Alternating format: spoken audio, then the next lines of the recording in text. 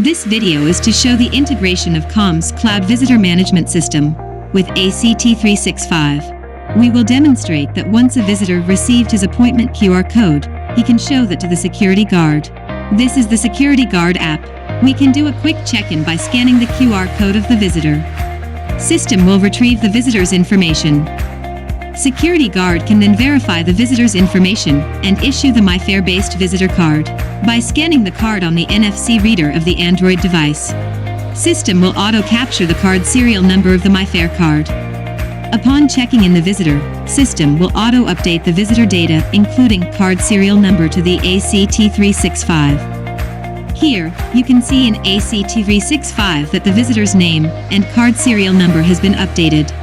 And the visitor can now use the card to access the door at the controller. Here ACT365 registered a valid entry. Thanks for joining this video tutorial. Have a nice day.